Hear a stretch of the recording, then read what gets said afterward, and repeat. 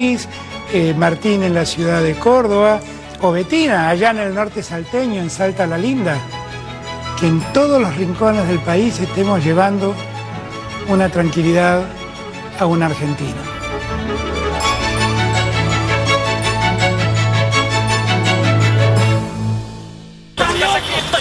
Mirá cómo se bardean esos dos, ni cuenta se dieron de que estábamos ahí. Sí, porque estuvimos en los momentos más importantes y seguiremos estando.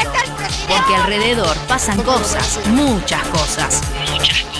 Y con tu ayuda lo podemos contar libremente, sin censura, sin que nadie nos diga qué hacer. ¿Qué pasa, Salta? Todo el tiempo, en todos lados.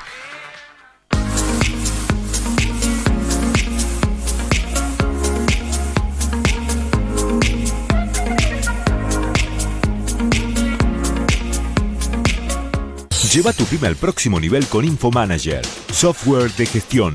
Un sistema integrado para administrar ventas, stocks, facturación, impuestos y mucho más. Para empresas de todo tipo, con instalación y capacitación personalizada. Consulta ahora en www.infomanager.com.ar. Descubrí las bondades de consumir agua potable purificada en el cálido ambiente de tu hogar. Conoce nuestro sistema con abono mensual y experimenta la satisfacción de beber agua pura y segura. Dispensers de pie y mesa con conexión directa a agua de red. Filtros para grifos de cocina, máquinas de hielo, máquinas de soda. Beber agua pura. Comunicate al 3874-697738 o en nuestro Facebook Beber Agua Pura. Con Famago es fácil. Tenemos todo el equipamiento que tu negocio necesita. Entrega inmediata, amplia financiación y servicio técnico propio en todo el país. 496-0060. El Palacio de las Golosinas te lleva a tu casa todo lo que necesitas. Entra a palacioonline.com.ar y descubrí todo lo que tenemos para vos y tu familia. El Palacio de las Golosinas, siempre junto a vos. Salta Negra une lo dulce de nuestras maltas con el amargo del lúpulo, logrando un balance perfecto de sabor. Salta Negra, el sabor que nos une. Se viene el quinto bingo verdolaga organizado por el club El Tribuno Basket. El domingo 23 de agosto desde las 17 horas. Compra tu cartón a tan solo 200 pesos y llévate hasta 400.000 pesos en premios. Jugá y ganá al quinto bingo verdolaga del club El Tribuno Basket. Pedilo a tu vendedor amigo. ¿Querés darle un estilo único y especial a tu cocina, baño o quincho? En Perera Quintana Sanitarios te ofrecemos un servicio personalizado de corte y colocación de láminas de porcelanato. Contactanos, somos especialistas en final de obra.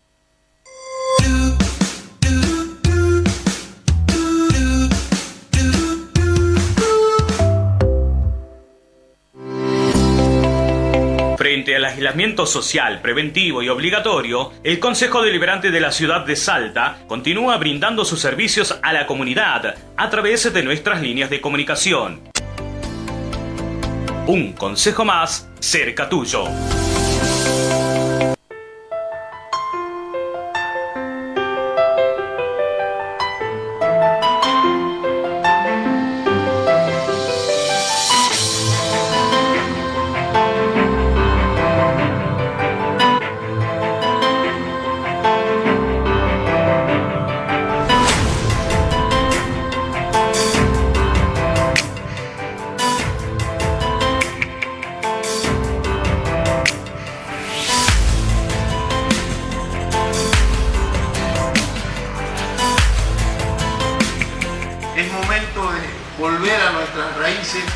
De recuperar nuestra historia, nuestro sentido de pertenencia y entender que la sociedad lo que nos pide hoy son respuestas a sus problemas concretos y no disputas intestinas o partidarias de nosotros que fuimos elegidos para ello, para solucionar y no para generar más grietas o divisiones.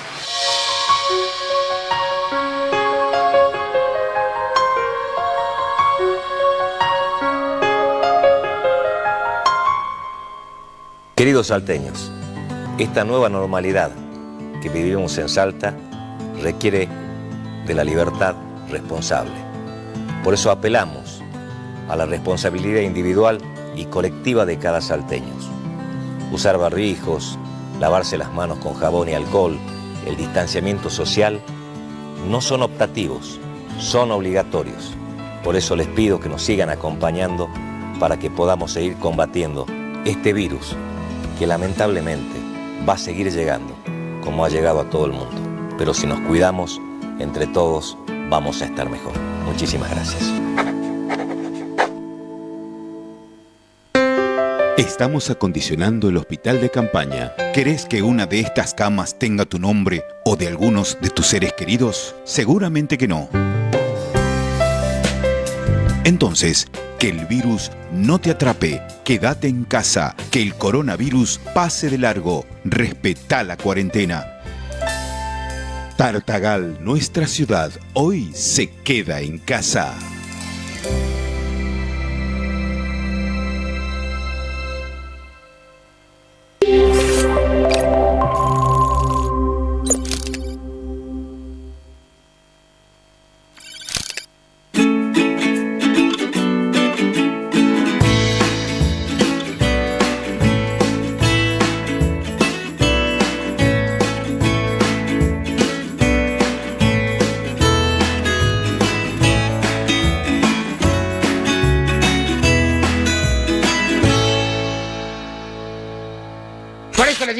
Mis queridos chiquipíos, a seguir laburando verbú con papas fritas y good show.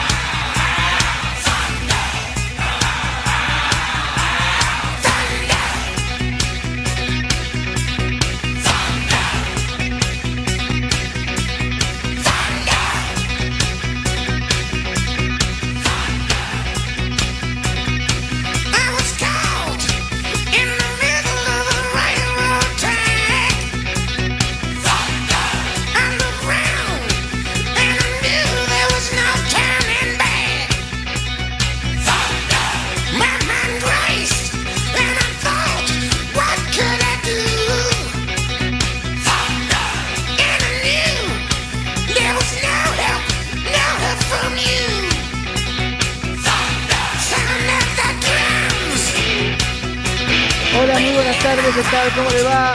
Aquí empieza Vermú con papas fritas, 5 y 6 de la tarde, estamos en vivo, estamos en Canal 10 y el vermú de hoy va a tener unos ingredientes más que sabrosos e interesantes. Son todos los temas que están arriba de la mesa, los temas que más nos preocupan, sobre todo la crisis sanitaria con sus efectos negativos sobre la economía. Ha sido catastrófica la caída, los índices de caída de la economía y también sobre la pérdida del empleo. De esto vamos a estar hablando con nuestros invitados. En Salta la gran preocupación es el incremento de casos que se ha dado en las últimas semanas, sobre todo en los departamentos del norte, que ha llevado a que aumenten las restricciones en esos municipios.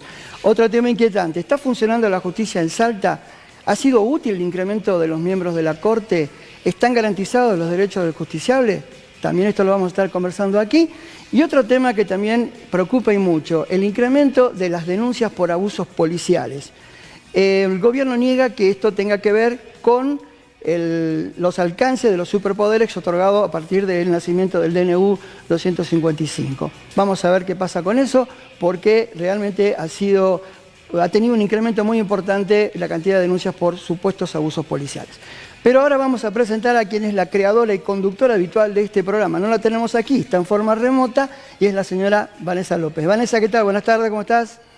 ¿Cómo estás, Turco? Muy buenas tardes para vos, para toda la audiencia y también, por supuesto, para nuestros invitados, que ya los veo ahí sentados para empezar a desarrollar las temáticas que vos recién acabas de mencionar. Pero como todos los lunes, quiero que arranquemos con nuestro editorial de la semana y que hemos denominado en llamar la mala praxis durante la pandemia. La pandemia desnudó no solo las falencias del sistema de salud pública en Salta y en el país, sino también la falta de sentido común y subestimación de la realidad económica delicada en la que ya se encontraban los sectores vulnerables y la clase media. También una subestimación de la voluntad social para poder resistir una cuarentena obligatoria, que cabe decir es la más larga de entre todos los países del mundo. Esto, para un país en crisis permanentes y para una de las problemas donde la pandemia es el hambre y la desnutrición, es insostenible. A pesar de que en Salta la cuarentena es más flexibilizada, no alcanzó para que los comercios recuperen sus ventas o los independientes puedan progresar en sus emprendimientos. Todo lo contrario, tuvieron que abandonarlos. Sumado a los desbordes autoritarios donde la policía se tomó y le dieron más poder que el que debería tener. Y así creció en Salta la violencia institucional. Cuando se plantea que la salud es la prioridad, yo me pregunto, ¿cómo están cuidando la salud de los salteños y de los argentinos? Porque la salud es precisamente un estado completo de bienestar físico, mental y social. Y no solo la ausencia del coronavirus, como pretenden hacernos creer. El presidente, el gobernador, el COE, ¿suponen los problemas que están surgiendo en las guardias cuando se apersonan los jubilados, las madres con los niños para ser atendidos por otros problemas de salud y el mismo médico que atiende un caso sospechoso por COVID atiende al paciente común? ¿Tienen conocimiento de esto? ¿Suponen también los daños colaterales, los estados depresivos y emocionales que ya se están produciendo por la cuarentena? A ver, los jóvenes, según los expertos, tienen síntomas ya de ansiedad y depresión. Los adultos mayores y los médicos ya están agotados. Estamos hablando de una sociedad fatigada, sin horizonte ni perspectivas. En el COE de Salta, ¿ya piensan en políticas masivas que tengan en cuenta la salud mental? Por otro lado, ¿cuál es el programa económico después del acuerdo tan ansiado que se logró días pasados con los acreedores? Salta y el resto de las provincias y municipios dependen económicamente de lo que decida Alberto Fernández. Entonces, ¿cómo se empieza a reactivar la provincia? A algunos comercios les habrá ido bien durante estos meses, pero a la fecha se perdieron, y escuchen bien, más de 6.000 puestos laborales registrados en Salta. Imagínense los trabajadores informales. Y a nivel nacional, más de 400.000 puestos de trabajo perdidos. Y si hablamos más concretamente de la comunicación de los políticos hacia la sociedad durante esta pandemia, la forma en la que se da el mensaje, la sociedad lo percibe, y yo lo percibo, como autoritario, politizado y polarizado, y por lo tanto debe cambiar. Entonces, ¿la dirigencia política está realmente preocupada por la gente? Ejemplos de esto sobran. Por ejemplo, Alberto Fernández se mostró siempre con Larreta y Axel Kicillof en las conferencias de prensa. Sin embargo, la semana pasada, Larreta medía más que Alberto y este se empezó a despegar y criticó la atención a los jubilados en las clínicas porteñas. Hasta junio, Gerardo Morales, el gobernador de Jujuy, tenía un discurso épico y era el radical mejor medido. Bueno, esto ya no es así. Hasta mayo, Gustavo Sáenz era el gobernador que mejor controlaba la situación de pandemia y hoy se ve desbordado por el incremento de los contagiados, vive el día a día y con internas por el inicio de las clases en Salta. que Betina Romero no existía en este contexto de crisis, aparece en el relanzamiento del Plan Procrear con Alberto Fernández. A ver, está claro que el oficialismo y la oposición navegan en el mismo barco de las encuestas para saber qué rumbo tomar. Pero en definitiva, y al final del camino, yo les pregunto, ¿quién sale o saldrá fortalecido? ¿El presidente? ¿El gobernador? ¿La intendenta? ¿O los salteños? Así arrancamos nuestro programa.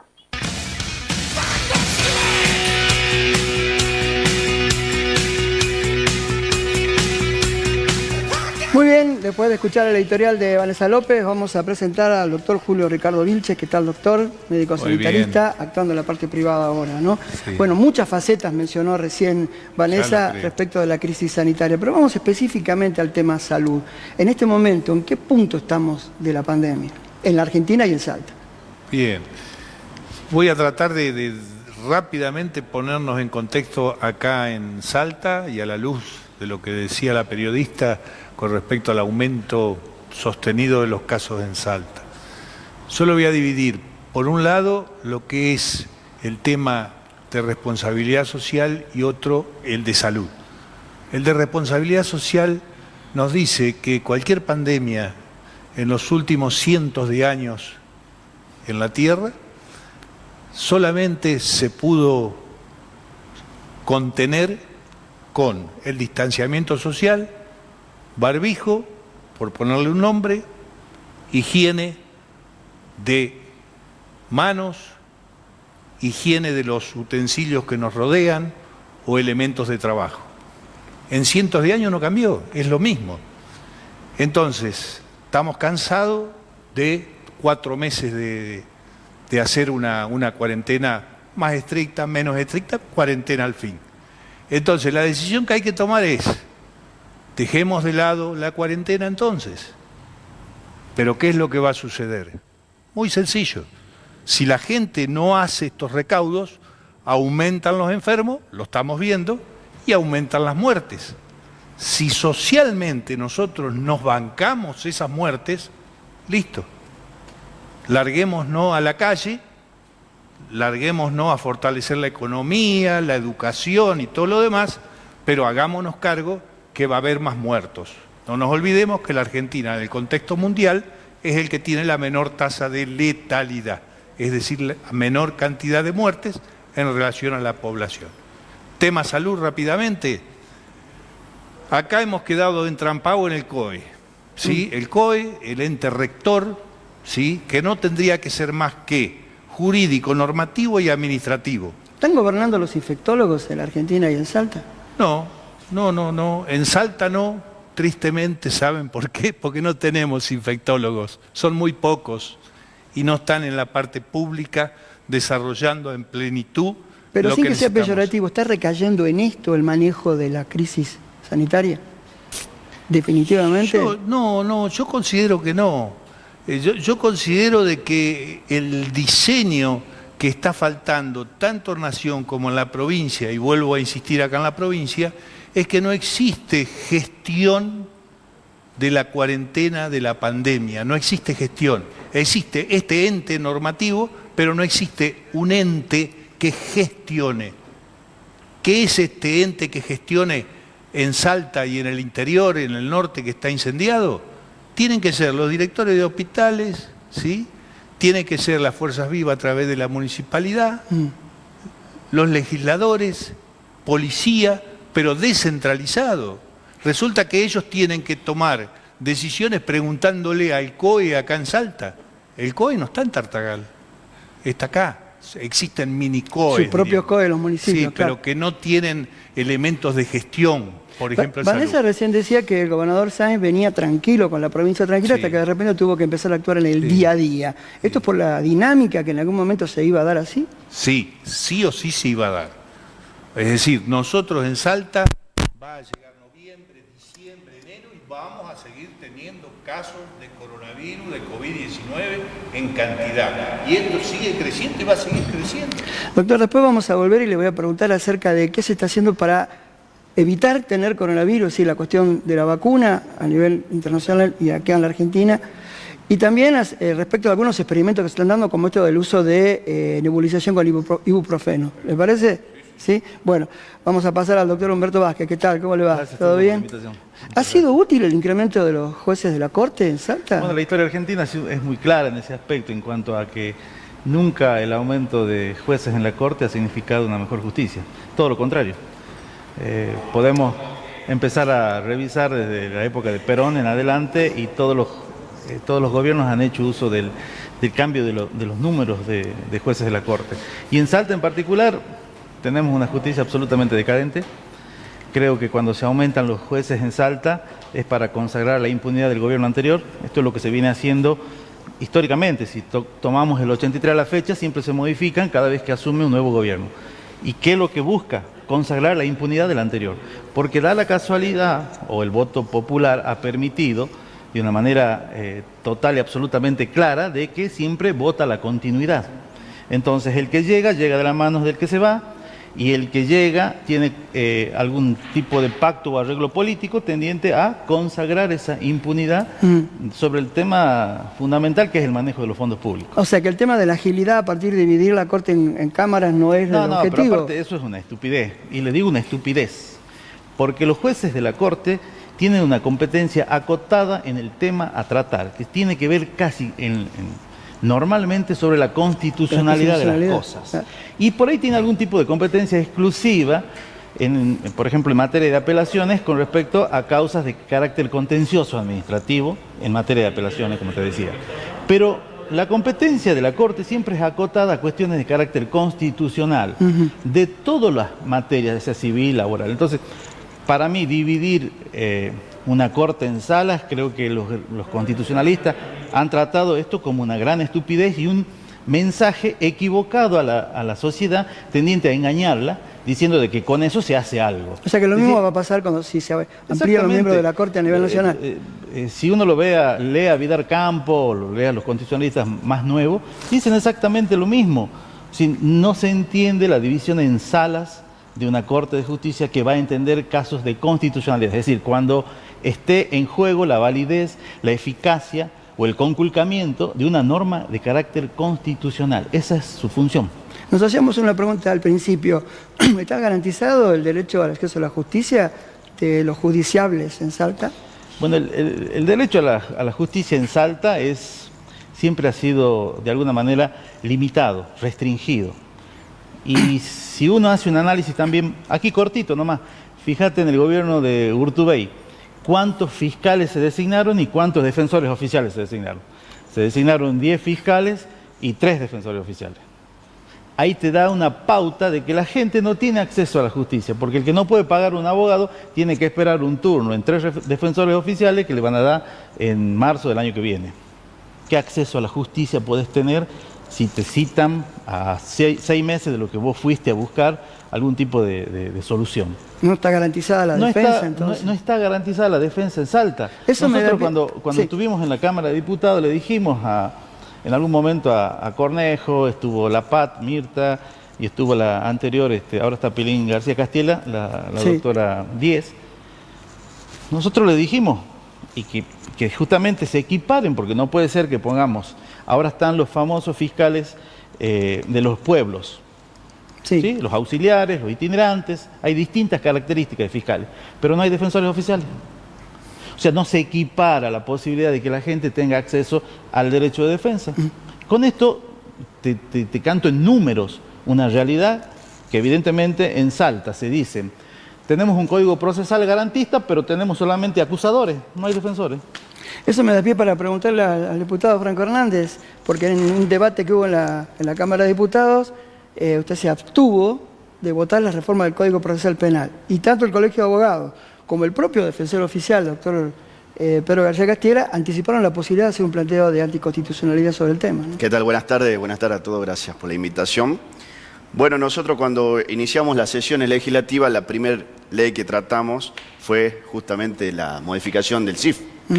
Claro. En donde ponen en cabeza del CIF a una persona, hombre o mujer, con características de fiscal, para que dirija una investigación, dejando totalmente en desequilibrio y asimetría al Ministerio Público de la Defensa o al Ministerio Público Popular. En ese sentido, nosotros en plena crisis sociosanitaria tratando una ley de modificación del CIF, con el argumento de que se van a resolver mejor y más rápido las causas, cuando nosotros en el norte tenemos un solo juego civil y comercial. Pero con muchas críticas a la conformación y actuación del CIF anterior, ¿no? Por supuesto. Después, una modificación transversal que agarraba el Código Procesal Penal, el Código Procesal Civil, el Código Procesal Laboral y el Código Procesal Contencioso Administrativo, una locura, una coyuntura que veía transversalmente una modificación, es decir, pretendían que se hagan audiencias remotas en una audiencia de imputación, que es el primer momento para ejercer su defensa el imputado. Entonces imagínate vos que la declaración indagatoria es un medio de defensa y no de prueba, y permitirle al Ministerio Público Fiscal que lo haga en vía remota cuando el 60-70% de las causas penales van al defensor oficial en el norte, por ejemplo, y la gente no tiene recursos económicos ni tecnológicos para hacerlo. O por otro lado, nosotros no tenemos, en el norte tenemos una cantidad de fiscalía muy acotada para el distrito norte que abarca también en parte Rivadavia. Y cómo no nos vamos a oponer o no vamos a obtener si violenta totalmente el derecho de defensa en juicio, el debido proceso, y va en contraposición del Código Procesal Penal que la misma Cámara sancionó hace años atrás. ¿Te das cuenta? Entonces, en ese sentido, por supuesto que no vamos a obtener. Nosotros tenemos que cumplir y hacer cumplir la Constitución. Nosotros no podemos mirar a otro lado y decir, además, la prueba, y esto cortito, el CIF, que es el Cuerpo de Investigaciones Fiscales, produce prueba y la prueba es una prueba común cuando se introduce legalmente al proceso, no es de una parte solamente. Y el fiscal no es solamente acusador, el fiscal tiene que investigar la verdad real. Y que lo maneje un fiscal, además, pone en total desigualdad al imputado o a la imputada, al acusado o a la acusada. Por eso, bueno, nos abstuvimos y votamos en contra también de la modificación del CIF y de la modificación del Código Procesal. La justicia no es justicia cuando llega lenta y los justiciables no tienen justicia en la provincia de Salta porque además no tienen acceso a tribunales. En Tartagal hay un solo juego civil y comercial que entiende causas civiles, comerciales, concurso y quiebra, sumarísimos, verbales actuados y juicios universales. Un solo juzgado. Tenemos 2 asesorías de menores en un distrito gigante, donde está en juego la representación promiscua de los menores o de las menores. Tenemos 2 defensorías. Entonces, si queremos mejorar la administración de justicia, creemos juzgados que sean realmente independientes, en donde se incorporen en los distritos más grandes. Y como decía el doctor, con mucho acierto, y coincido hoy con él totalmente, la ampliación de la Corte no tiene sentido. O sea, yo escuchaba a muchos diputados y diputadas oficialistas que defendían, vamos a mejorar la administración de justicia, vamos a mejorar, vamos a tener una mejor Salta. Y yo le digo, chicos, ¿ustedes saben para qué la Corte? Lo que planteaba la... Pero acoto algo importante en materia de procesal penal. No se pueden tomar audiencias remotas donde la persona que esté prestando una declaración indagatoria esté lejos del juez o del fiscal, porque hay un principio procesal, no solo nacional, internacional, que se llama de inmediación, por la cual el fiscal y el juez tienen que verlo sentado al señor ahí, y cuando van a recabar otra prueba, ya sea secuestrar algo, tienen que ver que la prueba pasa por sus sentidos. No pueden ser a través de medios electrónicos. Por lo menos hoy no está permitido hacerlo. Todo esto es provisorio por efecto de la pandemia, ¿no? Lo mismo, lo provisorio en Argentina se vuelve permanente. Sí, bueno, el IVA, acordate, el IVA era 13% con Menem y lo subieron al 16%, después lo pasaron al 21% y quedó, era provisorio, acuérdense. Bueno, acuérdense de Menem, ¿no? El impuesto a la ganancia era un impuesto transitorio y se hizo permanente. Y por otro lado, y acá terminamos el tema procesal porque se pone lindo, en una de las partes de la reforma procesal, un artículo específico disponía que el juez o la jueza de la causa iba a decidir si prestaba o no el expediente. Pero la regla general era el no préstamo del expediente. Es como que vos intentes pintar una pared y no tenga la pared.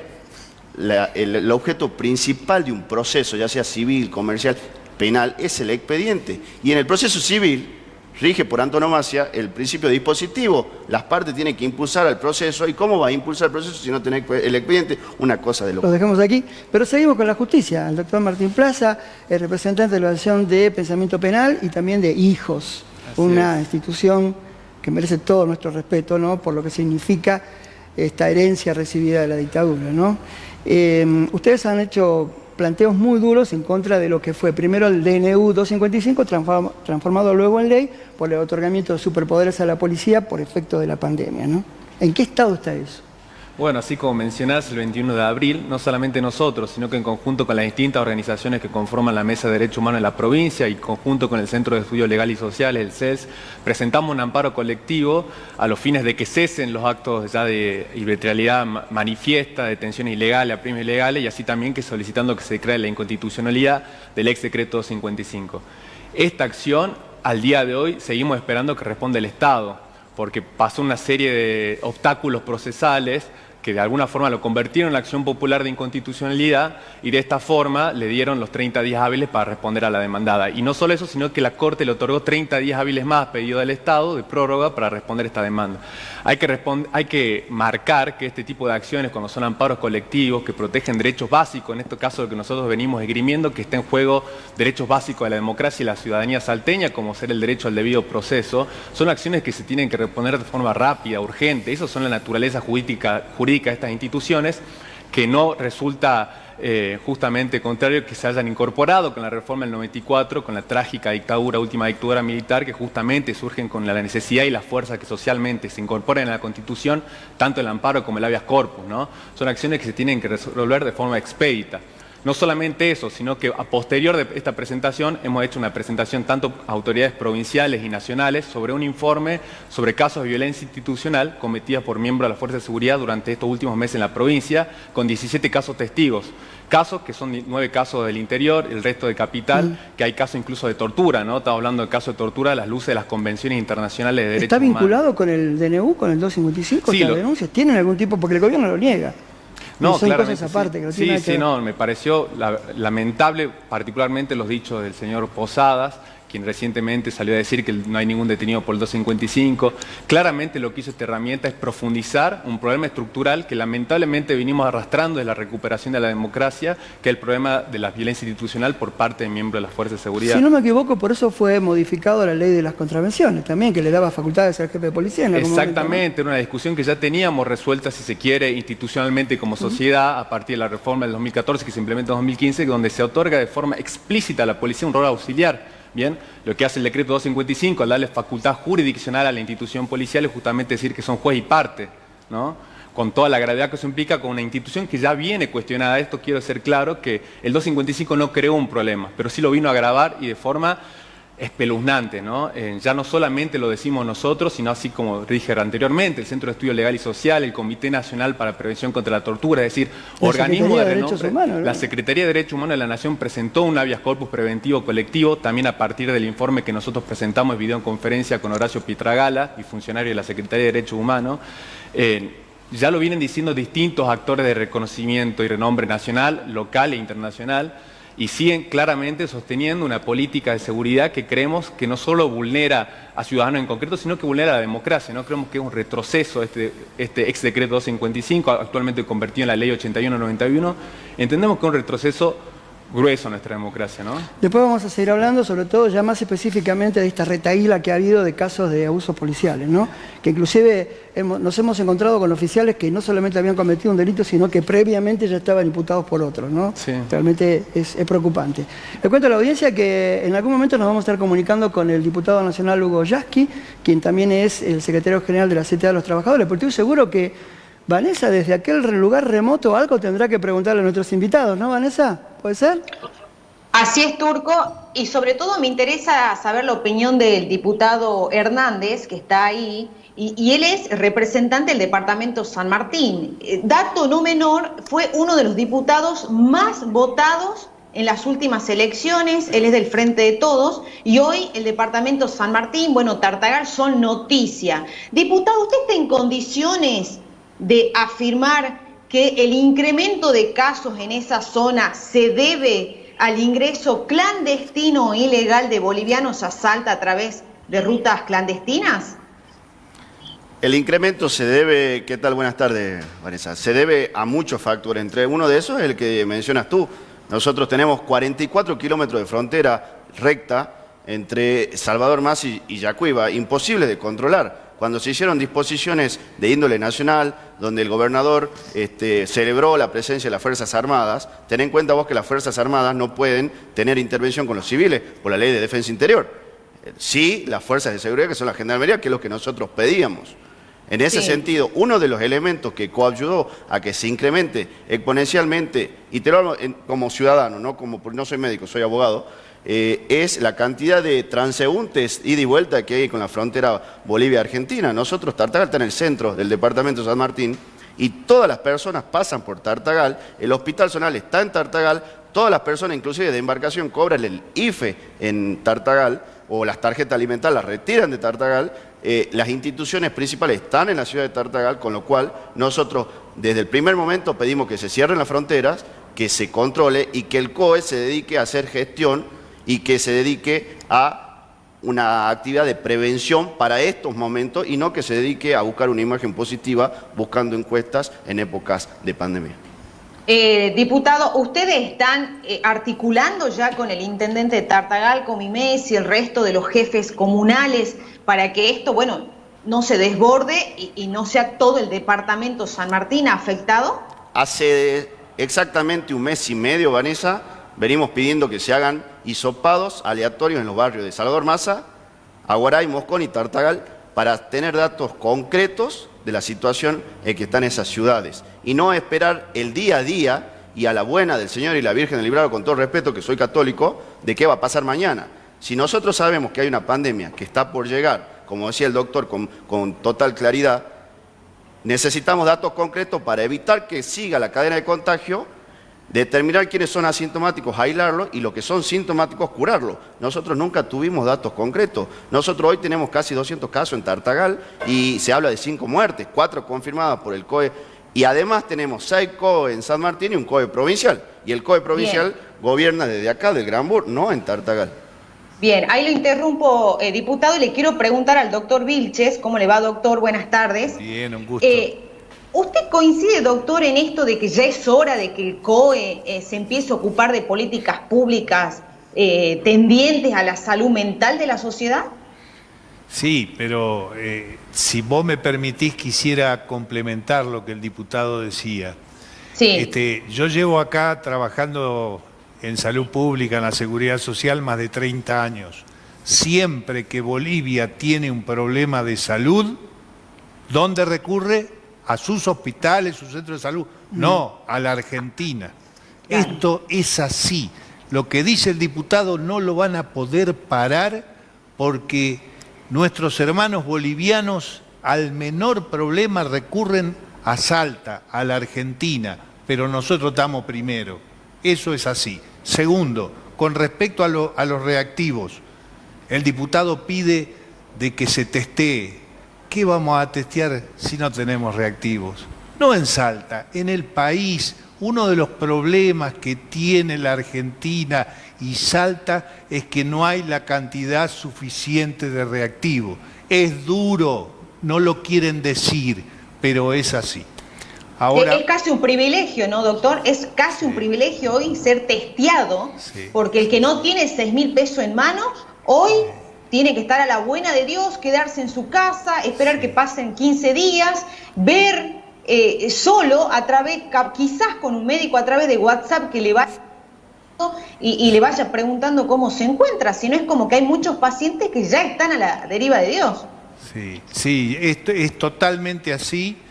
Y con respecto a cuál sería el factor que más nos ayude, es descentralizar definitivamente el COE, pero con una gestión regional, zona norte, zona sur, en algunos departamentos en forma directa. No existe otra forma. Y no nos olvidemos que nosotros tenemos pocas camas de terapia intensiva y encima tenemos pocos especialistas.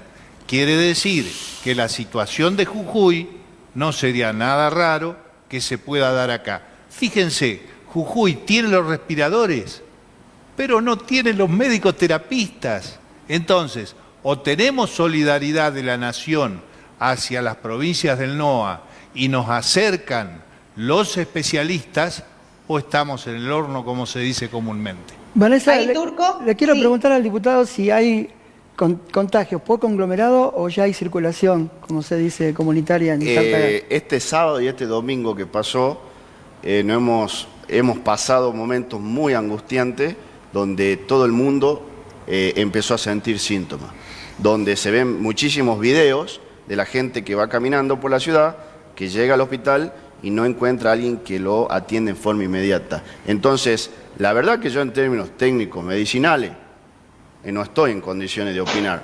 Para mí, Tartagal hoy está sobrepasado y hoy necesitamos que cada familia arme su protocolo en su casa y que, vuelvo a decir, tomo una palabra y leí una frase de un gran político argentino donde aparece el valor de la solidaridad. Sé solidario quedándote en tu casa y aislándote para no seguir transmitiendo. Sí. Y en este momento estamos en esa circunstancia.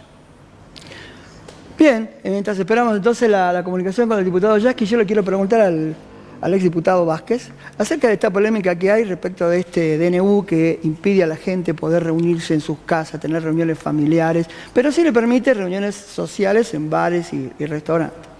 A ver, yo creo que compartiendo casi todo lo que dijo el doctor, el decreto 255 provoca el peor de los flagelos, que es legalizar el abuso policial. Creo que esa es la síntesis, la frase del decreto 255, que ahora ya es ley provincial. Pero en materia de meterse en la casa de cada uno, creo que se afecta el derecho a la intimidad, y esto estamos hablando prácticamente de un estado de sitio provincial, por llamarle de alguna forma, en el cual las garantías constitucionales evidentemente están restringidas, lo cual es gravísimo, porque una cosa es que los políticos puedan tratar de concientizar, responsabilizar y tratar de que la gente sea solidaria y fraterna en una situación de pandemia, y otra cosa es meterse dentro de la vida privada, íntima de cada familia. Por otro lado, resulta contradictorio de que se permitan continuar en los bares hasta determinada hora, pero bueno, en tu casa no puedes tener una reunión con tu madre, con tu hijo, qué sé yo, una cosa. Son los efectos colaterales de todo esto. No se entiende. Yo a veces me preocupa porque los que están gobernando tienen el título de abogado, no sé quién los asesora, no sé quién les redacta. Después seguimos, diputado, porque creo que Vanessa ya tiene la posibilidad de la comunicación con el diputado Hugo Yasky. ¿Es así, Vanessa? Sí, es así, Turco, y lo vamos a entrevistar rápidamente al diputado nacional, además titular de la CTA de los Trabajadores, porque tiene poco tiempo, pero lo queremos aprovechar con 2, 3 preguntas nada más.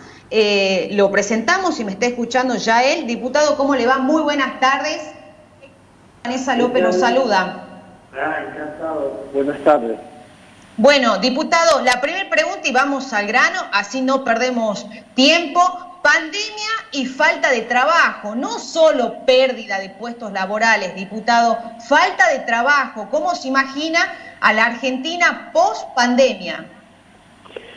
Y como un país que va a tener que poner todos los recursos para tener una salida inteligente de esta pandemia, que hasta ahora se sostiene con un Estado que está haciendo un esfuerzo extraordinario manteniendo los puestos de trabajo. Pensemos que hay 2 millones de puestos de trabajo que hoy tienen puesto el respirador artificial de las ATP, que hoy las pymes están recibiendo subsidios que muy difícilmente se van a poder continuar si el Estado no es capaz de recuperar la posibilidad de tener más recursos a mano. Creo que la gran prueba de fuego es la capacidad que tenga el Estado de manera inteligente, generando obra pública, generando inversión, crédito para microemprendimientos, crédito para las pymes, de activar la economía. No hay otro camino. Ahora le pregunto, diputado, a ver, el trabajo de los docentes, que es un trabajo a destajo, digamos, con esta nueva modalidad virtual, ¿cómo la analiza usted? No, creo que el trabajo de los docentes tiene que... están haciendo un esfuerzo extraordinario, enorme. Como la mayoría son mujeres, a veces ese esfuerzo no tiene límites, porque eso es lo que diferencia a la mujer del hombre, cuando sabe que hay una situación de crisis y en el medio está la posibilidad de que sus alumnos puedan no perder tanto de lo que se está perdiendo al no tener las clases presenciales. Se da más de lo que se puede, pero bueno, creo que ni bien recuperemos la posibilidad de salir de esta crisis, habrá que pensar en volver a las escuelas en condiciones distintas a las que teníamos antes de la pandemia. Yo creo que hay que reconocer enormemente el esfuerzo de las docentes, que bueno, muchas veces ponen en juego su propia salud y la salud de su grupo familiar, porque sé que en muchas casas hay conflictos a raíz de que la maestra o la profesora están atendiendo más lo que pasa con sus alumnos que a veces lo que pasa en la familia. Diputado, ahí me quedó dando vueltas por la cabeza. Usted mencionaba, este gobierno ha hecho todo lo que estaba a su alcance para poder asistir a la sociedad en los distintos sectores sociales. El IFE, los créditos a tasa cero. A ver, si esto no alcanza finalmente después para la pospandemia, diputado, reactivar la economía y las fuentes laborales, ¿qué se tiene pensado? Y se está trabajando en una serie de medidas que se van a terminar de definir con los gobernadores de las provincias, en una convocatoria que se va a hacer a todos los que producen en la Argentina y a todos los que quieran producir, sean pymes, pequeños productores agrarios. Se está pensando en una reforma tributaria, se está pensando en un impuesto de emergencia a las grandes fortunas personales. Hay que buscar los recursos de donde sea y hay que ponerlos en el sistema productivo. Hay que darle la posibilidad al que quiera trabajar de tener la herramienta, al que quiera poner un negocio de tener el capital y al que quiera tomar empleo de tener la posibilidad de hacerlo.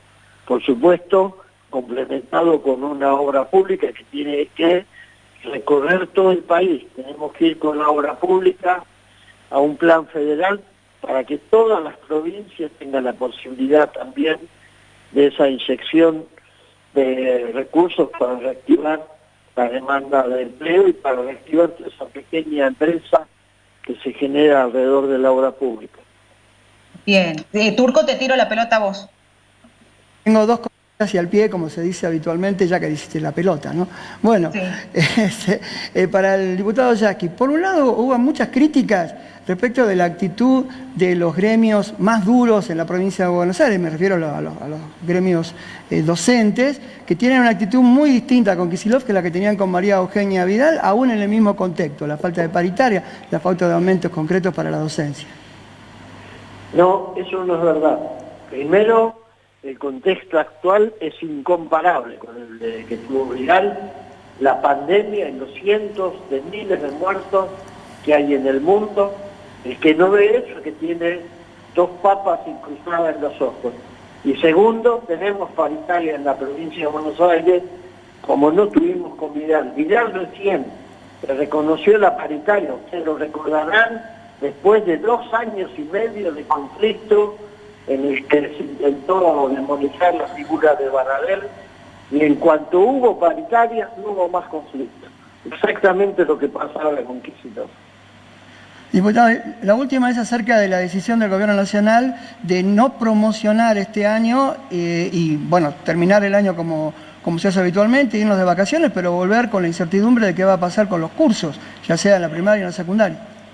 Y me parece que es lógico, porque promocionar este año sería una irresponsabilidad. Sabemos que no todos los niños y niñas acceden a la continuidad de los aprendizajes, porque algunos no tienen cómo hacerlo, y los esfuerzos que se están haciendo no dan como para poder promocionar. Sé que van a ponerse sí a trabajar sobre los cursos que se terminan en la universidad, y creo que el año que viene hay que tener la esperanza de que apareciendo la vacuna, como dicen, en noviembre, y con el verano, y manteniendo las medidas responsablemente, no alocándose, no tirando la chancleta al aire, seamos capaces de llegar a marzo en una situación que nos permita reiniciar las clases y vamos a recuperar el tiempo perdido, yo no tengo duda. Diputado, muchas gracias por este contacto, muy amable. Hasta luego, buenas tardes. Bien, bueno, Vanessa, ¿qué te parece? Seguimos con otros invitados, nos quedan poquitos minutos para dialogar con ellos, hay varios temas que quedaron pendientes. Yo le había pedido al doctor Vilches que hablemos acerca de lo que está pendiente, lo que mencionaba Yasky, la posibilidad de una vacuna y los tratamientos que están en ciernes en este momento. En la Argentina también se está desarrollando una vacuna. Sí. Le pido... Dos cositas, una es prevenir la enfermedad a través de una vacuna. Lo otro son los tratamientos en el cual la Argentina se encuentra muy avanzada. En lo que es prevención, hasta que no tengamos vacuna, la pandemia sigue. Hago un paréntesis, por eso no entiendo cuando dicen de que se encuentran en estos momentos elaborando todo un programa para la pospandemia. Pero si la pandemia la va a seguir hasta que estemos todos vacunados, y eso va a suceder el año que viene. O todos enfermos. Vamos ahora. Entonces, vacuna, lo más cerca que tenemos es la de Pfizer, empezó hoy en la capital federal a inmunizar a 4.000 voluntarios, más o menos en 60 días vamos a tener el resultado, y en el caso de que la vacuna sea efectiva, nosotros estamos entre los primeros para recibir la cantidad de dosis, alrededor de 40 millones de dosis para nosotros. Pero no estamos primero en la cola. Primero en la cola están el mundo desarrollado. Quiere decir que, si esto es así, la vacuna la tendremos no antes de abril, mayo del año que viene. Es decir, la pandemia va a seguir.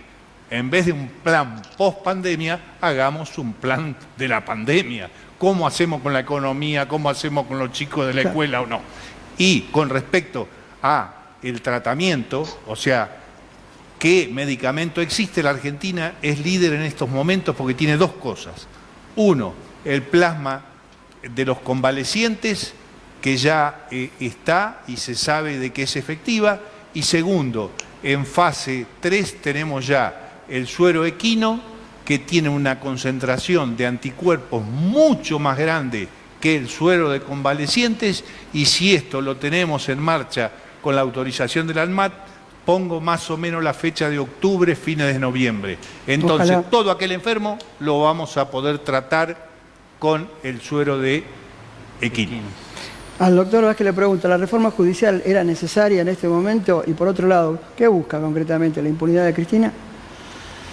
El proyecto de reforma nacional persigue la manipulación de la justicia. Yo, de alguna manera, soy partícipe de que se creen más juzgados. Donde haya uno, tendría que haber 2 o 3. Creo que la mejor manera de impartir justicia o de darle la posibilidad de acceso a la justicia a la gente tiene que ver con una mayor cantidad de juzgados. Eso hace posible de que la justicia sea rápida, no necesariamente tiene que ser acertada, pero por lo menos rápida, y que uno tenga los resortes recursivos correspondientes como para revisar la sentencia. Lo que se requiere es una justicia rápida, y eso se logra con una mayor cantidad de juzgados de primera instancia, que son los que reciben el problema. Los de la Corte, te repito, que encima hay una especie de cuello de botella, que los abogados lo saben, que abajo es todo llano, es el ancho, pero a medida que se baja hacia arriba en la vía recursiva, a la Corte llegan los casos estrictamente de carácter constitucional. Entonces, vos crear arriba jueces, ¿con qué objeto? No tiene dicen que la Corte resuelve 7.000 casos por año, más que la propia Corte de los Estados Unidos. Hay una estadística reciente. Pero la Corte del Oeste no se pueden comparar con la Corte de los Estados Unidos, primero porque nosotros tenemos un derecho escrito y ellos tienen un derecho basado en la jurisprudencia. Son cosas completamente distintas y los jueces en Estados Unidos de abajo siguen los precedentes constitucionales. Por lo tanto, es muy difícil que llegue arriba una revisión de algo que ya se respeta de lo que ha establecido la Corte de Justicia. En cambio acá no, acá completamente distinto. Por eso una causa de corrupción dura 14 años. Nuestra legislación está basada en el derecho romano, completamente distinta a la anglosajona. Gracias, doctor. Bueno, el doctor Plaza, quedamos pendientes el tema de los abusos policiales, que no están solamente dados en la acción exterior, o sea, en la calle, en su función, sino también puertas adentro de sus casas, ¿no?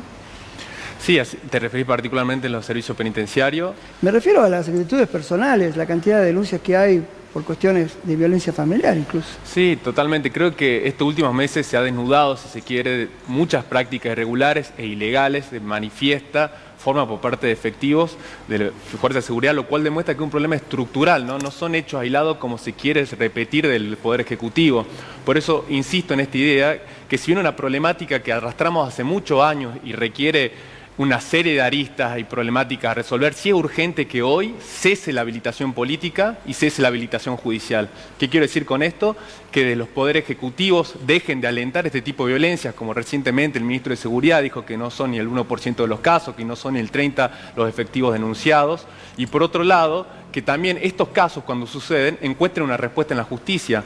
Es ya de público conocimiento que cuando el universo de estas causas que llegan efectivamente a denunciarse encuentran una serie de obstáculos judiciales en el mismo Ministerio Público Fiscal y en los jueces que duermen estos expedientes, que hace que nunca se llegue a una condena ejemplar y justa, ¿no? Entonces es fundamental, y que ya lo demuestra todas las denuncias que venimos hechos y que se han tomado relevancia pública estos últimos meses, que cese la habilitación política, la violencia policial, y que por otro lado empiecen a activarse estas causas por parte del Ministerio Público Fiscal y del Poder Judicial. Sin embargo, aparentemente, por lo menos el Ministerio Público Fiscal ha tenido acciones contra la policía, ya por causas directas. Recientemente, sí, por causas directas, incluso por omisión en el caso de la maestra, ¿no? Nosotros particularmente celebramos que el 30 de junio, estamos hablando de ni siquiera 2 meses de anticipación, el 30 de junio cambió la titularidad de la Fiscalía de Derechos Humanos, a cargo que ahora está la doctora Siemens de Vielke, que con anterioridad tenía a Gustavo Villarrey, a quien nosotros veníamos denunciando, no solamente que empezó la pandemia, hace muchos años venimos denunciando como uno de los operadores jurisdiccionales, que particularmente se encargaba de encubrir estos hechos. Y nosotros lo veníamos denunciando hace mucho tiempo, y con el informe que requirió el doctor Abel Cornejo, que lo presentó en la Cámara de Diputados, en la Comisión de Derechos Humanos, dio fe de lo que nosotros decíamos. Durante el año 2019, en la Fiscalía de Derechos Humanos se presentaron 2.096 denuncias. De estas denuncias no se resolvieron ni el 5%, y aproximadamente el 800 de estas denuncias se archivaron sin tomar ninguna medida de prueba, que era lo que nos pasaba a nosotros. Llegaban hechos de tortura, denunciábamos, y ni siquiera se tomaban declaraciones testimoniales, medidas de prueba que tienen que ser urgentes por la característica de los hechos, ni hablemos de audiencia de imputación. Era casi un sueño poder tener una audiencia de imputación en la Fiscalía de Derechos Humanos. Por eso celebramos y lo vemos con cierta expectativa, pero bueno, claramente un problema que atrae muchos años y que esperemos que a partir de este cambio de la designación en la Fiscalía empiecen a avanzar y aceitarse estas causas, ¿no? Como debiera ser. Mencionó casos de tortura. Tienen un diputado que está ya con pedido de juicio oral y público, que es el diputado Orozco, acusado justamente de delitos de tortura. Sin embargo, este juicio no se puede llevar a cabo. O sea, han recusado jueces, fiscales, pasó a otro distrito. ¿Cómo está tratando la Cámara ese tema? Bueno, el diputado, de su propia palabra, él pidió públicamente que se haga el juicio y pidió que se le saquen cualquier tipo de fuero o privilegio, eso lo dijo así textualmente. Que no es necesario. Que no es necesario, sí, pero él manifestó eso en el recinto para que se lleve adelante el proceso, en este caso el juicio oral y público. En ese caso nosotros compartimos que tiene que respetarse la división de poderes, la independencia, y la legislatura no puede actuar si no hay una sentencia en el caso concreto, en ese caso. Además, este hecho es anterior a la asunción del diputado, por lo cual la verdad que él manifestó a viva voz que quiere ir a juicio, quiere ser juzgado. Sí, pero quiere Te hago una pequeña acotación, claro, que acá se ve esto es lo que yo digo, el resorte de impunidad judicial. Esta causa de Orozco está desde hace un año ya requerida juicio. Claro. Vienen los jueces inhibiéndose uno tras otro porque no lo quieren juzgar. Incluso hablamos con compañeros, dijo que es similar al proceso que nos pasó con el ex juez federal Lona, que en el 2008 se le tomó indagatoria y recién tuvimos juicio hace un año exacto porque había jueces tras jueces federales que se inhibían y no permitían que se sucediera el juicio y la audiencia pública. Pero también la parte querellante pidió postergación, es algo que llamó la atención también. Sí, pero particularmente la dilación procesal en esta causa se da por la inhibición de los jueces, que justo hizo que también cambie la jurisdicción de Metán, ahora está en el Distrito Judicial Centro. ¿Ya? Le quiero hacer la última pregunta al diputado Hernández antes de pedirlos, agradecerles la presencia aquí. ¿No nos vamos a la pausa todavía? Ah, Vanessa, perdón. Adelante. Sí. No, quiero preguntar, digamos, dos cuestiones fundamentales, porque el doctor Martín Plaza es muy rico en cuanto a sus conocimientos sobre, el archivo de abuso policial en Salta. Doctor, le quiero preguntar, ¿a qué se debe y a qué le atribuye usted la cantidad de violencia institucional que se está produciendo, no solo en Salta, que a nivel nacional se registran 2 o 3 casos, sino en las provincias, y sobre todo el caso de Facundo, que por ejemplo se está buscando ya hace muchos días acá en la provincia de Buenos Aires? Bueno, ¿a qué le atribuye sorpresivamente durante la cuarentena esta cantidad de abuso policial, desaparición de personas? Bueno, creo que la problemática, Vanessa, principalmente la política de seguridad, como decía anteriormente, un problema que arrastramos de la recuperación de la democracia y aún es una deuda pendiente, de la cual no solamente somos responsables como sociedad, sino particularmente los distintos ejecutivos y también el Poder Judicial.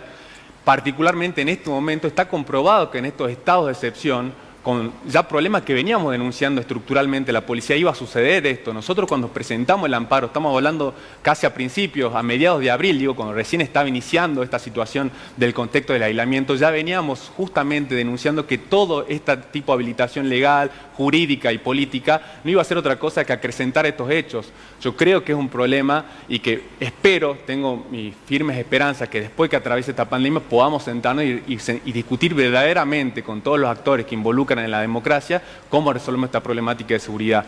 Porque podemos tener muchas discusiones posibles sobre qué política de seguridad queremos. Si algunos sectores queremos avanzar hacia política de seguridad democrática, inclusiva, pero creo que no es posible construir una democracia con bases sólidas mientras no nos pongamos de acuerdo todos los actores políticos institucionales en repudiar la tortura. Claramente está denostado y está a claras luces que no es así. Claramente no hemos podido construir ese acuerdo básico como sociedad en repudiar en conjunto hechos de tortura y particularmente por miembros de la Fuerza de Seguridad, ¿no?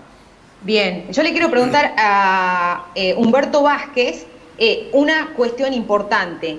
Se habla desde hoy el funcionamiento de la Cámara de Diputados como una Cámara de Diputados que no está funcionando democráticamente. Algunos diputados radicales han hablado de persecución política, otros de que no tienen la posibilidad de opinar libremente como oposición, un presidente que suele tener la facilidad de cortar el micrófono a los diputados que no forman parte del bloque oficialista.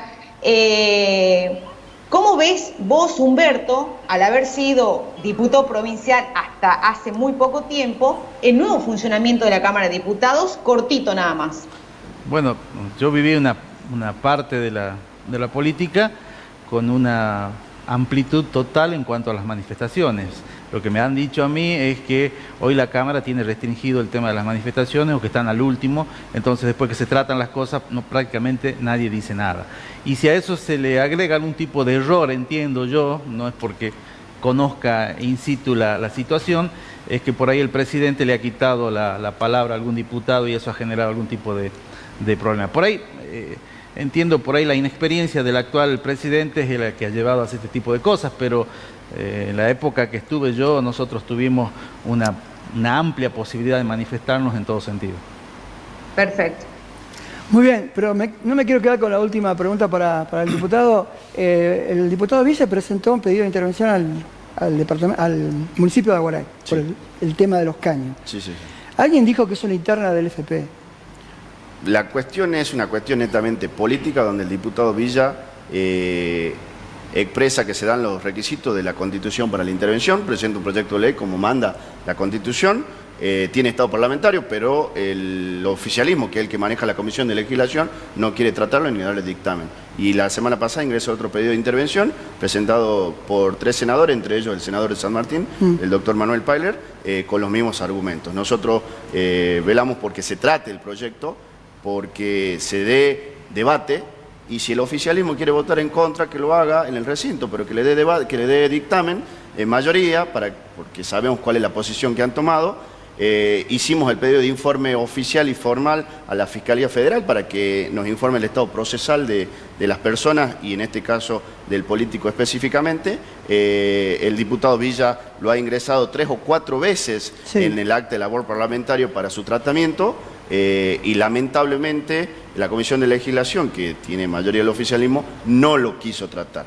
Después, con distintas opiniones, y la verdad que yo creo que debe darse debate y deben hacerse respetar las instituciones y la Constitución, sobre todo en estos momentos de tanta crisis que vivimos los argentinos y los salteños, en donde, como hemos visto este debate, tenemos muchísimo tela para cortar y temas para debatir. Empecemos a dar respuestas concretas y soluciones loables. Muchísimas gracias, muchas gracias a todos. Creo que ahora sí, nos podemos ir a la tanda, después seguimos con más Vermú con papas fritas.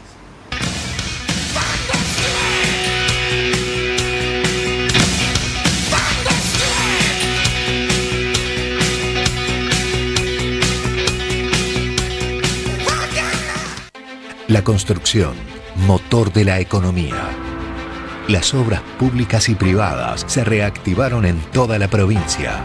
Hay 116 obras en marcha para optimizar la infraestructura educativa, sanitaria y productiva de la provincia. Autorizamos el retorno de la actividad con protocolos sanitarios en 272 obras privadas. Lo hacemos por vos, para que vivas mejor y tengas más oportunidades. Gobierno de Salta. Gobierno presente.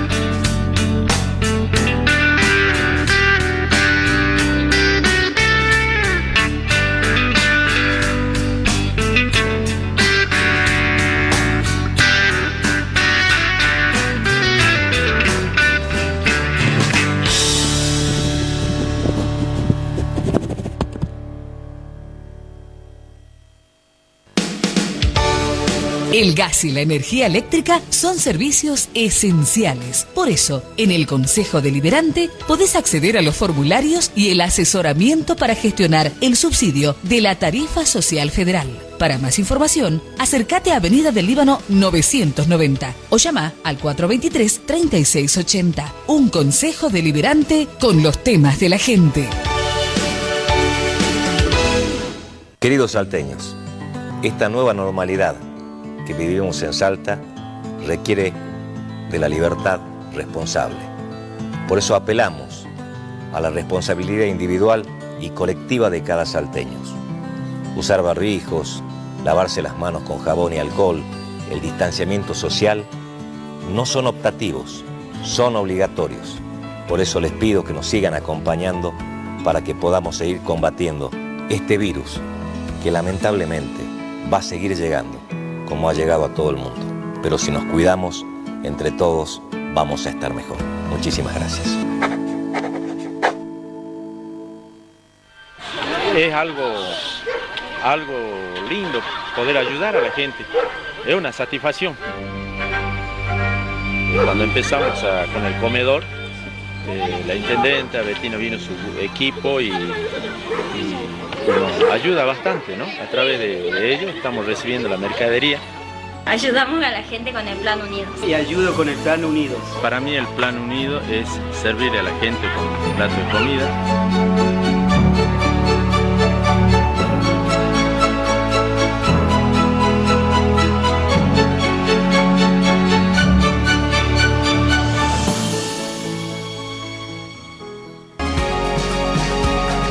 Después de este gran esfuerzo, mereces volver a enamorarte.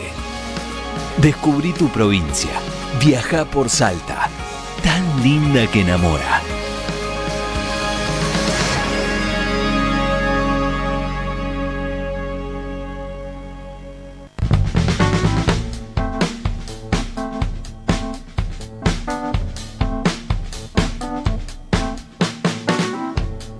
Esto que ustedes están viendo hoy es hacer todo lo que está a nuestro alcance. Y vamos a hacer todo, hasta lo materialmente imposible, para cuidar a los tartagaleses.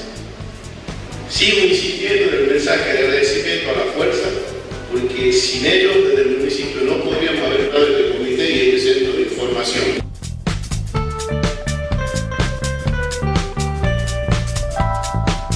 Que ya no solo había que hablar de prevención, sino también de un plan de acción ante la eventualidad de que este virus aparezca en la ciudad de Tartagal.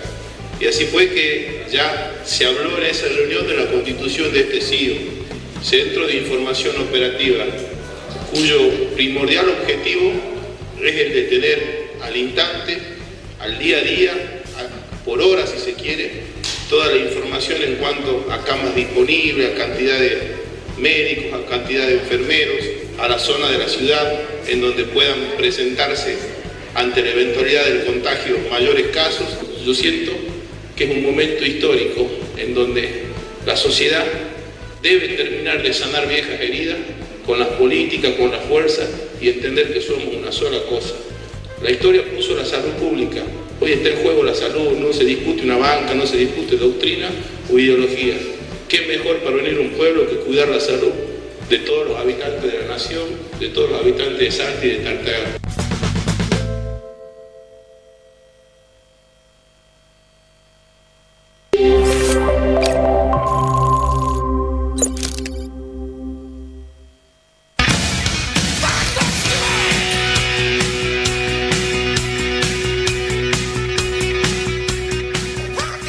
Con papas fritas, Vanessa López con la próxima entrevistada. Vanessa. Bueno, un rally turco, un rally vamos a hacer durante estos minutos que nos quedan al aire. Ya la tenemos en comunicación a la diputada nacional Lorena Madsen, ¿sí? Ella es de la Unión Cívica Radical. Y hay un proyecto que viene llevando como bandera dentro del Congreso, pero no solo dentro del Congreso, sino también a cada lugar donde le toca ir para hablar de la imprescriptibilidad de los casos de abuso sexual infantil. Sí, esta es una ley que ya se ha presentado el año pasado y el abuso sexual sin dudas y cualquier de manifestaciones que se produce, en que se produce este delito, la verdad que es una de las más violentas que se puede sufrir contra la infancia, así que le vamos a preguntar en qué circunstancias e instancias se encuentra hoy esta ley. Diputada, ¿cómo le va? Muy buenas tardes. Vanessa López la saluda. ¿Qué tal, Vanessa? Buenas tardes a toda la audiencia. La verdad que te agradezco el espacio para poder difundir este proyecto que, como bien decís, nos hemos embanderado porque creemos que es necesario, que es pertinente y sobre todo que las víctimas de estos delitos que son tan aberrantes, porque realmente quien padece un abuso sexual en la infancia queda marcado para toda la vida.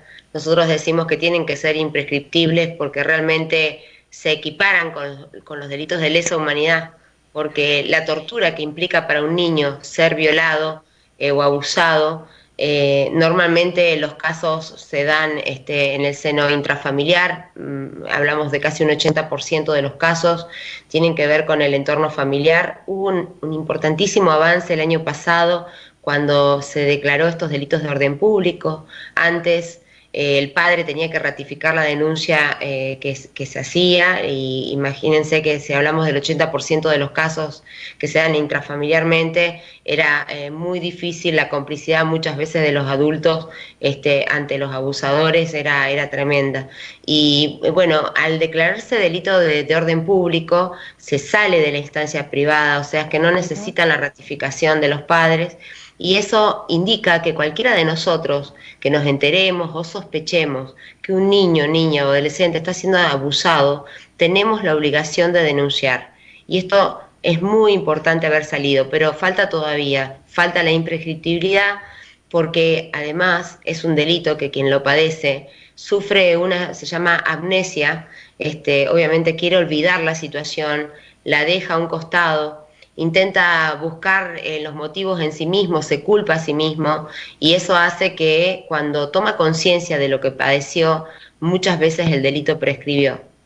Es un delito que tuvo también avances en otros años, como la ley Piazza, que permitió que la prescripción empiece a correr a partir de los 18 años. No fue suficiente, luego tuvo alguna modificación esta ley, pero aún hasta que no se declaren imprescriptibles, realmente vamos a seguir luchando para que esto ocurra. Mira, solamente para terminar la intervención, contarte que cuando lo presentamos al proyecto en el Congreso, citamos a organizaciones, hay grupos ASI que se llaman sobrevivientes de abuso sexual, y hay grupos en todo el país, en todas las provincias, y apareció una señora en aquel momento, 80 años, y me decía que se había enterado de la actividad y venía a participar, y que había sido abusada a los 6 años, y que primera vez que lo contaba. Digamos, para que se tome magnitud de qué se trata esta situación y por qué estamos pidiendo la imprescriptibilidad. Y en cuanto al estado de situación, el estado parlamentario, nosotros hemos vuelto a representar, porque perdió estado parlamentario, hemos vuelto a representar el proyecto. La verdad que hay mitad de la biblioteca que defiende la legítima defensa, otras cuestiones constitucionales que están bien, o sea, la verdad, el principio de legalidad, la biblioteca se inclina mitad y mitad, pero lo que nosotros decimos es que es necesario que se revise esa situación de el principio de legalidad, de que tiene que haber un cierre en los casos, en los delitos, está muy bien, pero hay delitos que no merecen nunca tener un cierre, porque además este delito, solamente el 1% de la totalidad de las denuncias tienen justicia, y solamente se denuncia el 10%. O sea que estamos ante una situación muy específica que necesita leyes muy específicas y especiales, ¿no? Lorena, te pregunto, ¿qué se le dice cuando mucho y tal vez, lamentablemente quizás en la audiencia haya personas que dicen, bueno, a ver, justo ahora se le ocurre hablar de un abuso sexual, tanto tiempo que ha pasado, ¿por qué no lo hizo en su momento? ¿Cuál es la respuesta a esa parte de la sociedad? Justamente lo que mencionaba, digamos, una de las características de las condiciones del delito es que quien lo padece sufre una especie de amnesia.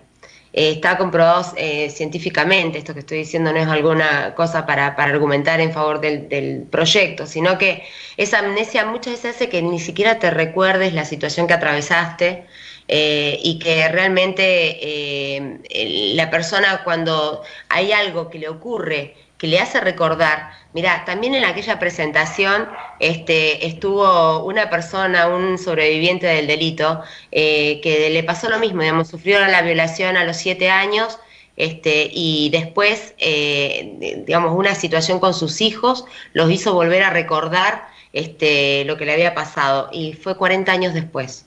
O sea, esa especie de amnesia que sufre la persona que padece el delito realmente es lo que condiciona que no haga la denuncia.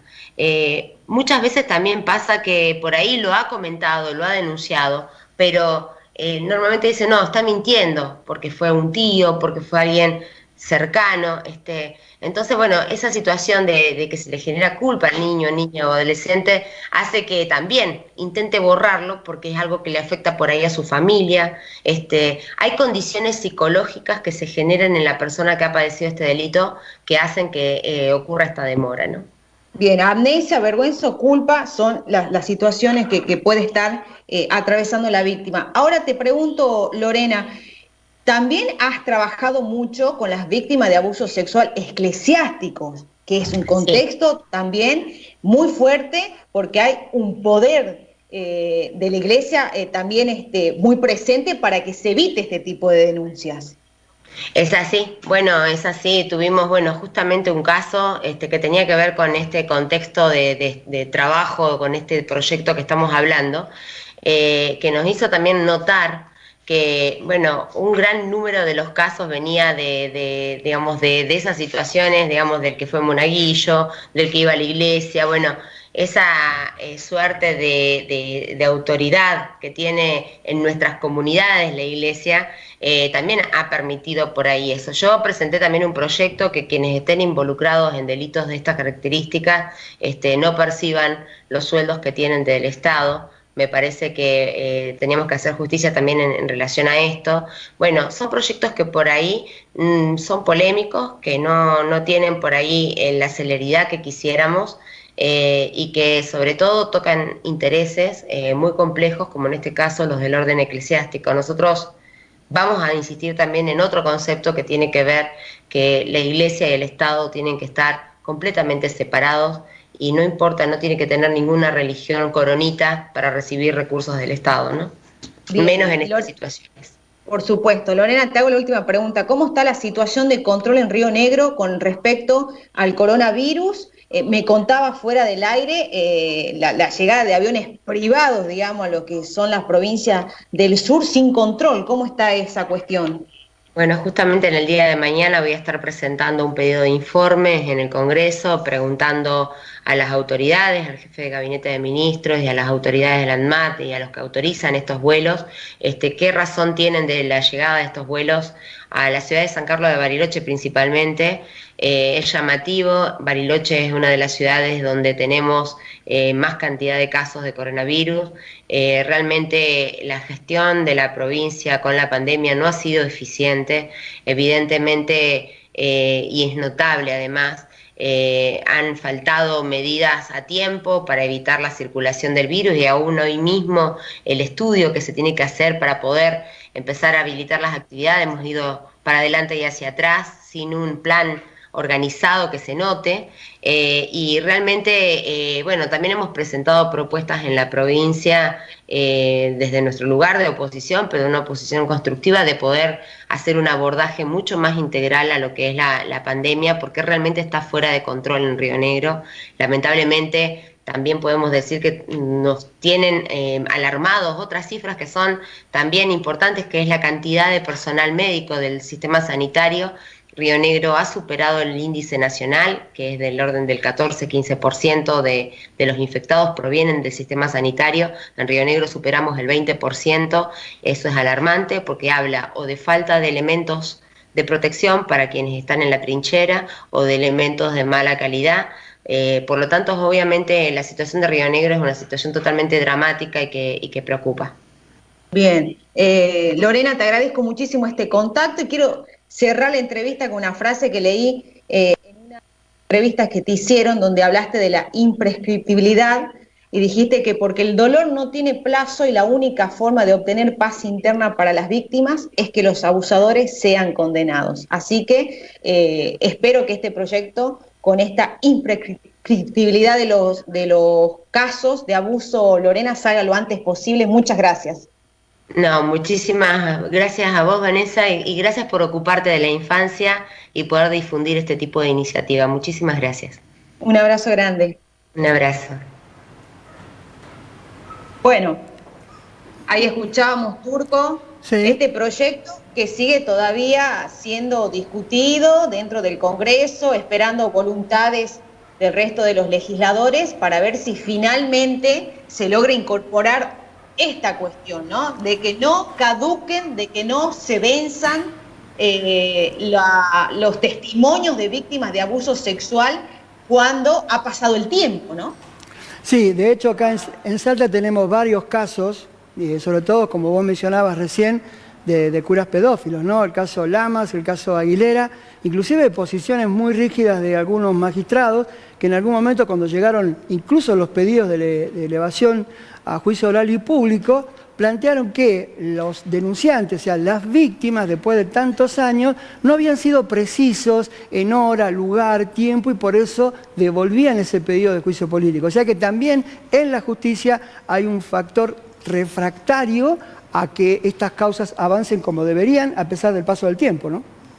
Totalmente. Turco, ¿qué te parece si lo saludamos inmediatamente al intendente de Las Lajitas, Fernando Alavi, que ya está en comunicación con nosotros? Solamente 2 preguntas para el intendente. Está esperando saber cuál va a ser el resultado del testeo que se hizo, del hisopado que se hizo, porque tuvo contacto estrecho con un diputado nacional jujeño que tuvo COVID, y hoy podríamos hablar del intendente también con coronavirus. Intendente, ¿cómo le va? Muy buenas tardes. Héctor Ali, Vanessa López los saludan. ¿Qué tal, Vanessa? ¿Cómo estás? Y acá en cuarentena. Cuénteme. En cuarentena. Bueno, una situación que ya lo venía prediciendo, porque al tener contacto con tanta gente, en algún momento me iba a tocar. Y el día jueves me vino a visitar diputado de Bonaldi. Y bueno, estuvimos cerca de media hora charlando. Él se fue cerca de las 12 y un poco antes de la 1 me llamó para decirme, mirá, te tengo que dar una mala noticia, estoy volviendo, me dice, y me acaban de dar el resultado y estoy positivo. Así que en ese momento me vine a mi casa y bueno, y acá estoy. ¿Turco? Sí, bueno, la pregunta vendría por las opiniones que hizo el secretario de Municipalidades, el señor Mario Cuenca, en el sentido de que este diputado habría sido un irresponsable salir de su provincia vía aérea, más allá de que tenga negocios allá en su territorio, teniendo pendiente un resultado de PCR. No te escucho bien, pero creo que me estás diciendo lo que ha dicho Cuenca. Lo que dijo Mario Cuenca. Sí, yo hablé con el diputado, él me habló al otro día para preguntarme cómo estaba y me dice que él tiene todos los permisos para pasar de Jujuy a Salta, así que si llego hasta La Jita supongo que tiene que tener todos los permisos. Estamos a más de 200 kilómetros de Jujuy. Y mantuvo no solamente reuniones con usted, creo que estuvo reunido con otras personas también, ¿no?